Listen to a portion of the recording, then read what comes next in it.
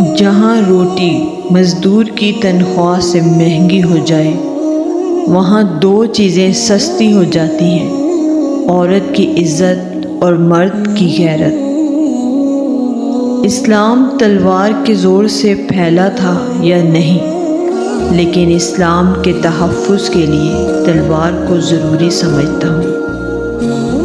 ایک جاسوس دشمن کے پورے لشکر کو شکست دے سکتا ہے، اور ایک غدار اپنی پوری قوم کو شکست کی ذلت میں ڈال سکتا ہے۔ جس قوم کے نوجوان بیدار ہو جائیں اس قوم کو کوئی شکست نہیں دے سکتا۔ دفاع کا بہترین طریقہ یہ ہے کہ آپ دشمن کی سوچ سے بھی پہلے اسے دبوچ لیں۔ امت جان دینا جانتی ہے، یہ سرفروشوں کی امت ہے، مگر ایمان فروشوں نے ہمیں زنجیریں ڈال رکھی ہیں۔ قوم کے شہیدوں اور قوم کی مظلوم بیٹیوں کو بھول جانے والی قوم کی قسمت میں کفار کی غلامی لکھ دی جاتی ہے۔ جس قوم کے شاعر بھی وظیفہ خور ہوں اس قوم کے لیے ذلت و رسوائی ہے۔ دشمن سے پہلے غدار کو قتل کرنا ضروری ہے۔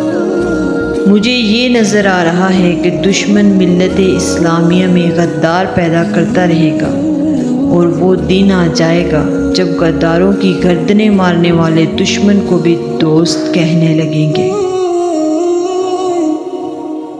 جہاں حکمران کے دماغ پر بادشاہت کا نشہ ہو وہاں سرحدیں سکڑ جاتی ہیں، اور تخت و تاج کی خاطر حکمران اپنے مذہب اور اپنی غیرت کو بھی ترک کر دیا کرتے ہیں۔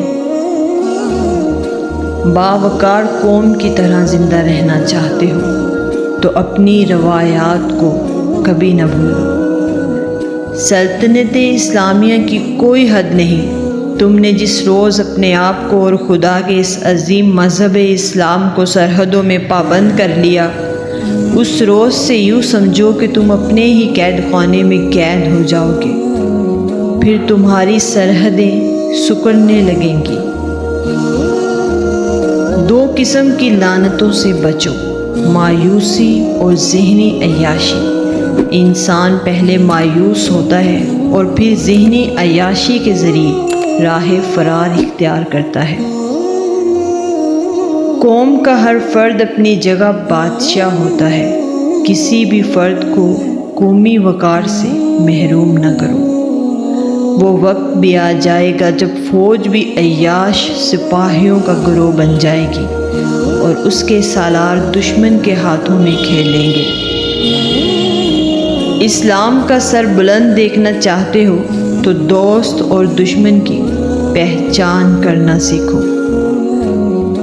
مجھے نظر آ رہا ہے کہ فلسطین کا خطہ امن سے ہمیشہ دور ہی رہے گا۔